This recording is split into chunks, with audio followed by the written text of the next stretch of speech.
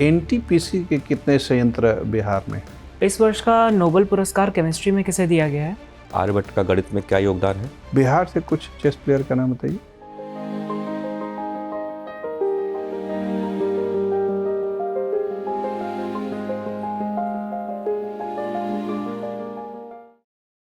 May I come in, sir? Come in. Good morning, sir. Good morning. Have your seat, Prashant. Thank you so much, sir. You want to talk in English or Hindi? Hindi sir. ठीक है, अपना परिचय दीजिए। Sir मेरा नाम प्रशांत कुमार है, मैं बिहार के जमालपुर का रहने वाला हूँ। मैंने अपना 10th और 12th eastern railway inter college Jamalpur से किया और graduation RD and DJ college Munger से किया। केमिस्ट्री मेरा ऑनर्स था और चेस खेलना मेरी हॉबी है सर। चेस खेलना हॉबी? यस ठीक है, तो बताइए कि चेस खेल का जन्म कहाँ हुआ? सर ऐसा माना जाता है कि चेस खेल का जन्म जो है वो भारत में ही हुआ, गुप्ता पीरियड में सर, 5वीं शताब्दी में। Yes sir. उसके पहले चेस नहीं होता? उसके पहले सर ऐसा प्रमाण मिलता है कि महाभारत काल में भी चेस यहाँ पे खेला गया, पर वो मॉडर्न चेस से मिलता जुलता नहीं है। उसके नियम्स अलग होते थे। और उसका नाम चेस था या चतुरंगा था सर। चतुरंगा? Yes sir. ठीक है, तो चेस भारत से पैदा हुआ है, लेकिन अन्य देशों के खिलाड़ी अब काफ़ी आगे निकल गए हैं। भारत वालों को क्या उपलब्धि है आजकल? सर वर्तमान में इंडियन चेस सर अभी जो 2024 में चेस ओलंपियाड हुआ उसमें इंडिया ने डबल गोल्ड मेडल जीता है चेस। काफ़ी अच्छी उपलब्धि। Yes sir. और इंडिविजुअल बोर्ड में भी 8 में से 4 गोल्ड मेडल इंडिया के नाम ही रहा था सर। तो इंडिया उभरता हुआ चेस सुपर पावर बन गया है। वाह, ठीक है। बिहार से कुछ चेस प्लेयर का नाम बताइए। हाँ सर, एक मधुबनी से है ग्रैंड मास्टर श्री राम झा, तो एक वही हैं। और कुछ अब आ रहे हैं प्लेयर्स, पर वो अभी उस लेवल पे नहीं है कि उन्हें कोई टाइटल मिले। एक मैं नाम याद नहीं कर पा रहा हूँ, पर उनके पास 2 वुमेन ग्रैंड मास्टर का नॉर्म है, तीसरा भी मिला नहीं, तो उनके पास अभी लीगली कोई टाइटल नहीं है सर। ओके, चलिए बिहार के बारे में कुछ अन्य बातें। बिहार में रेल मंत्रालय के कितने कारखाने स्थित हैं?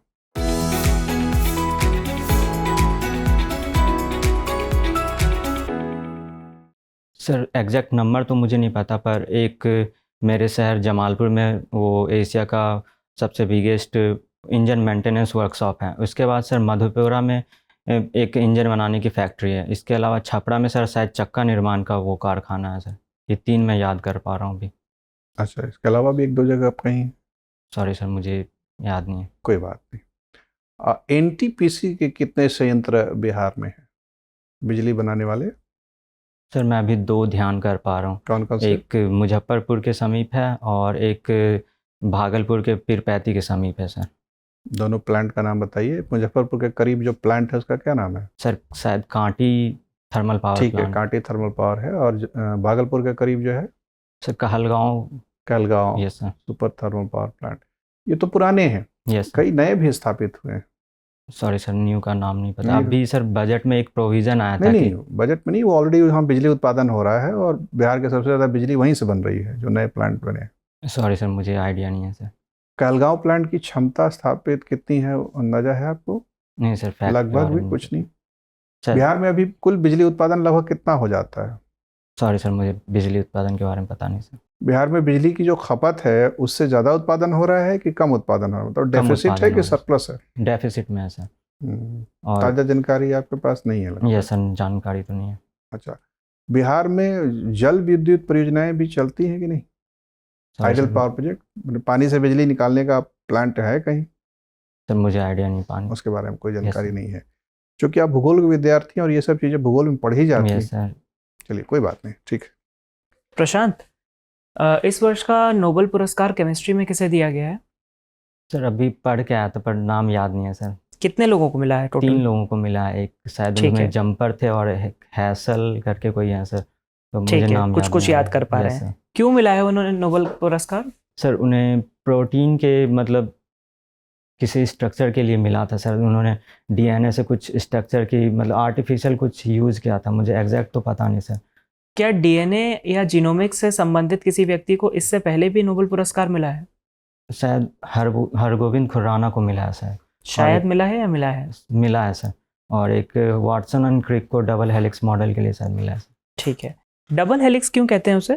सर क्योंकि वो डबल स्पाइरल के फॉर्म में होता है सर, इसलिए। डबल हेलिक्स कहते हैं सर। ठीक है, तो डीएनए और आरएनए में की डिफरेंस क्या होता है?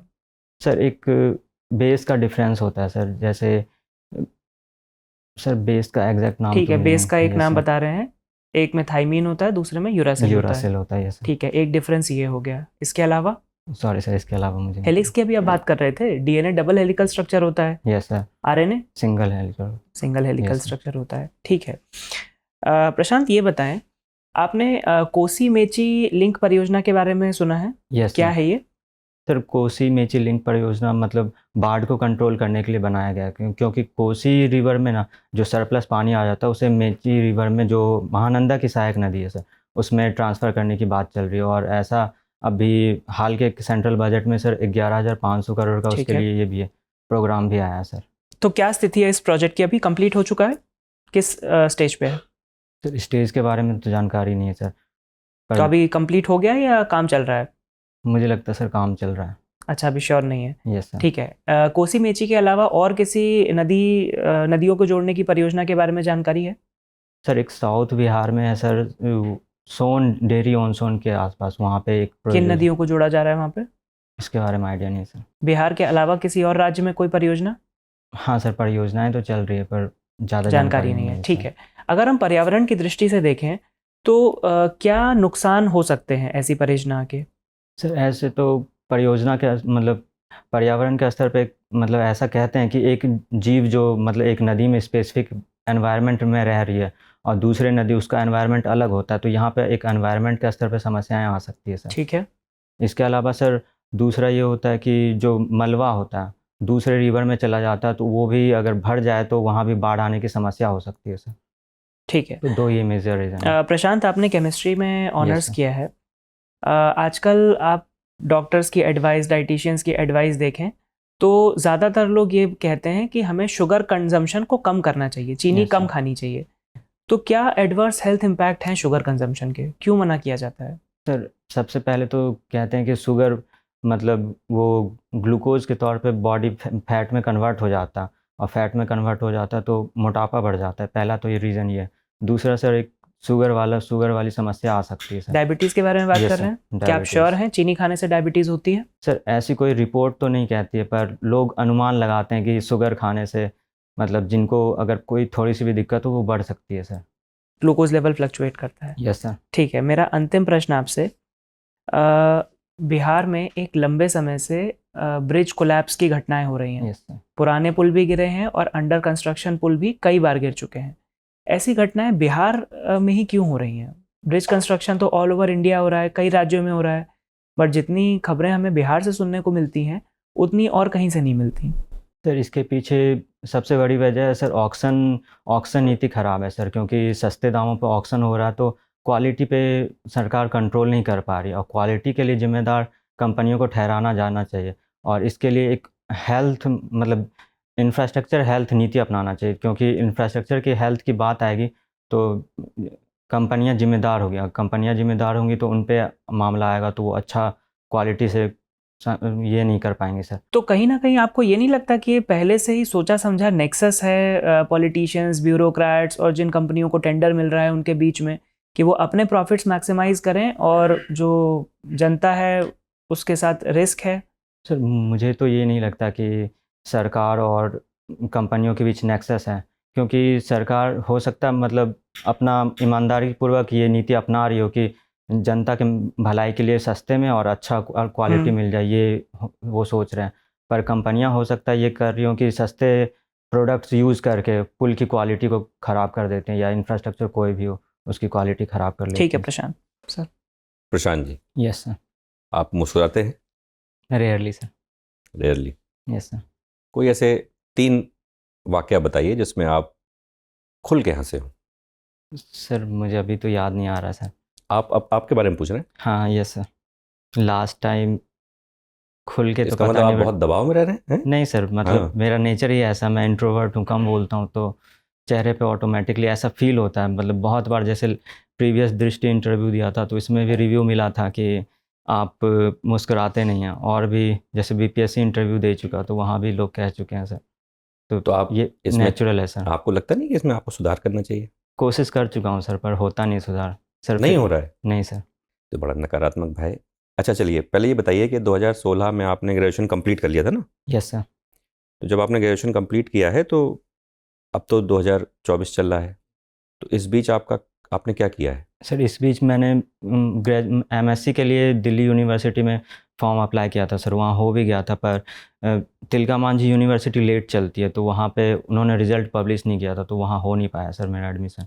उसके बाद से फिर मैं पीसीएस की तैयारी कर रहा हूँ सर, और 4 बार मैं पीसीएस दे चुका हूँ, मतलब ये मेरा सेकंड इंटरव्यू, और 3 बार मैं मेंस लिख चुका हूँ सर। कहाँ का मेंस? BPSC sir. अच्छा, बीपीएससी ही आप Yes. फोकस है Yes, कि sir. आप बीपीएससी यस सर। लगातार आप बीपीएससी की तैयारी कर रहे हैं और उसमें आप अब दूसरी बार इंटरव्यू देने जा रहे हैं? Yes sir. तो जो पहली बार इंटरव्यू दिया था उसमें कितने मार्क्स आए थे? 71 मार्क्स थे सर, 71। Out of 120।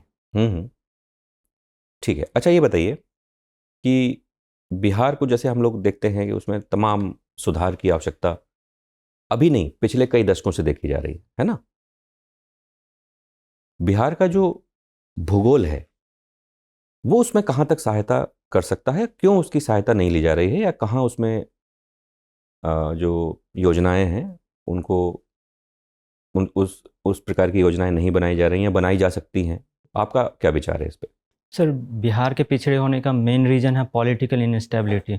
जो इंडिया के इंडिपेंडेंस के बाद हमारे पूर्व सीएम, प्रथम सीएम जो श्री कृष्ण सिंह थे, उनके बाद सर कोई पूरा टर्म पूरा नहीं कर पाया, तो पॉलिटिकल इनस्टेबिलिटी के वजह से जब जहाँ पे अन्य भारतीय राज्य मतलब डबल डिजिट में जीडीपी इम्प्रूव कर रही थी, तो वहाँ पे बिहार में ये इनस्टेबिलिटी था, जिसके वजह से रूल ऑफ लॉ। नहीं, आप प्रश्न समझ नहीं पाए, हम राजनीति वाले नहीं पूछ रहे। बिहार का जो भूगोल है वो बिहार की उन्नति में कैसे सहायता कर सकता है और उस पर काम क्यों नहीं हो रहा है? सर काम नहीं होने के वजह इनस्टेबिलिटी ही थी सर। और जो नहीं, पहले तो ये बताइए ना कि हम्म।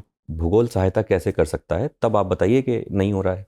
सर भूगोल में मतलब बिहार के पास 95% गंगा का मैदान है सर, मतलब हाँ। मैदानी इलाका में, और वो काफ़ी उर्वर, और वहाँ पे बाढ़ के द्वारा लाई गई मिट्टियाँ जो होती है जलोढ़ मिट्टी, वो काफ़ी उर्वरता प्रदान करती है सर। और इसके साथ साथ वहाँ पे सर जूट की खेती, ये सब खेती हो सकती है, तो इसके लिए नियम बनाने की ज़रूरत है सर। और बाढ़ के मैदान में सर जलीय कृषि की जा सकती है, तो इसके लिए सर नियम बनाने की ज़रूरत है, और स्टेबिलिटी पहले नहीं थी, इसके वजह से बाढ़ का वो मैदान बढ़ता गया, जिससे इंफ्रास्ट्रक्चर और कृषि के तौर पर बहुत हानियाँ हुई हैं सर। अच्छा, आपने जैसे चेस लिखा है, प्लेइंग चेस है ना, Yes, ठीक है। अंतर्राष्ट्रीय कुछ चेस हस्तियों के नाम बता पाएंगे? Yes sir. जैसे इंडिया के अलावा या फिर इंडिया के अलावा? सर इंडिया के अलावा जैसे नॉर्वे के मैग्नस कार्लसन, जो 5 बार के वर्ल्ड चैंपियन रह चुके हैं। वर्तमान world champion sir Ding Liren है, और 2 बार के वर्ल्ड चैंपियनशिप चैलेंजर फैबियानो करवाना, वो यूएसए के हैं, और यूएसए के ही बुलेट चैंपियनशिप के विनर हिकारू नाकामुरा हैं सर। इसके अलावा सर रसिया के यान नेपोमनियाची हैं सर। गुड। अच्छा, अब आपने 12th में मैथ्स लिखा है, यस सर।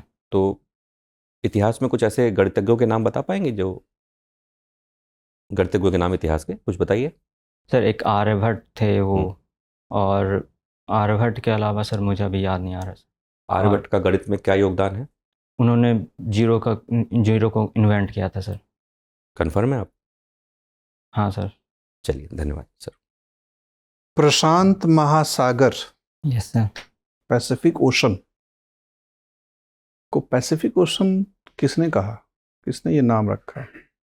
सर नाम के बारे में मुझे एग्जैक्ट जानकारी नहीं है सर। ठीक है, इसमें कौन कौन सी प्रमुख समुद्री धाराएं चलती हैं? सर ईस्ट पैसिफिक में तो पेरू की जलधारा चलती है, उसके बाद अमेरिका के ऊपर वाले क्षेत्र में कैलिफोर्निया की जलधारा चलती है सर, और ऑस्ट्रेलिया के आसपास के रीजन में सर विश्वतीय जलधारा चलती है, जो गर्म जलधारा है सर। ये अच्छा। 3। और आजकल प्रशांत क्षेत्र में और अटलांटिक में भी चक्रवात बहुत ज़्यादा बन रहे हैं। यस चक्रवात बनते कैसे हैं? सर चक्रवात टेम्परेचर डिफरेंस की वजह से बनते हैं। जब किसी भी क्षेत्र में टेम्परेचर बहुत ज़्यादा बढ़ जाता है, तो वहाँ का औसत तापमान बढ़ने की वजह से सर वहाँ का जो जल वाष्प है या वहाँ की धरती गर्म होने लगती है, और वहाँ का जो गैस वगैरह है वो ऊपर उठने लग जाता है, वहाँ पे लो प्रेशर रीजन क्रिएट हो जाता है, तो आसपास के हाई प्रेशर बेल्ट से वहाँ पे मतलब हवाएं बहने लगती है, जिसके वजह से वो चक्रवात आता है सर। ठीक है, अभी अमेरिका में काफ़ी विनाश हुआ है एक खास चक्रवात के चलते। वहाँ पर चक्रवात को क्या कहते हैं? वहाँ पे चक्रवात को हरिकेन कहते हैं सर। और जापान इलाके में क्या कहते हैं? शायद टाइफून कहते हैं सर। टाइफून कहते हैं। Yes sir. तो अभी अमेरिका में जो व्यापक विनाश हुआ वो किस चक्रवात के चलते या किस हरिकेन की वजह से हुआ? सॉरी सर, हरिकेन का नाम नहीं पता। हेलिन एक हरिकेन आया हाँ सर, वो ध्यान नहीं आ रहा था, मतलब पढ़ा था उसके बारे में सर। और अभी अभी जो कल रात में आया है कल रात वाले के बारे में जानकारी नहीं है सर। जिसके कहा जा रहा है कि अत्यंत विनाशकारी होने वाला है, राष्ट्रपति ने चेतावनी दी है कि सब लोग छोड़ के भागे नहीं तो सर न्यूज़ नहीं पढ़ा है जान इसके का खतरा है। बारे- न्यूज़ नहीं पढ़ा है इसके बारे में। पढ़ा ही नहीं है? नहीं सर। अच्छा, भारत में कौन कौन से महत्वपूर्ण चक्रवात आए हैं पिछले 2-4 सालों में जिससे काफ़ी विनाश हुआ है? सर मुझे अभी नाम के बारे में तो पता नहीं। एक यस चक्रवात था, वो शायद अरबियन रीजन में आया था सर। उसके बाद अरब बंगाल की खाड़ी में सर अक्सर आते रहते हैं सर। तो बंगाल की खाड़ी में अक्सर चक्रवात बनते हैं, अरब की खाड़ी में बहुत रेयरली बनते हैं, ऐसा क्यों? सर बंगाल की खाड़ी वो आसपास भूमियों से घिरी हुई है, घिरी होने के कारण सर वहाँ का टेम्परेचर लेवल ज़्यादा होता है। तो और अरब की खाड़ी भी आसपास घिरी हुई है। सर वो थोड़ा ओपन है, ये नैरो है थोड़ा सा, इसलिए वहाँ का टेम्परेचर थोड़ा ज़्यादा बढ़ जाता है सर। और टेम्परेचर डिफरेंस की वजह से चक्रवात आ जाता है सर। अच्छा, तो पश्चिमी घाट या पश्चिमी किनारा हमारा अपेक्षाकृत सुरक्षित इलाका है। Yes sir. चलिए, ठीक है प्रशांत, आपका इंटरव्यू हो गया, आप जा सकते हैं। Thank you sir.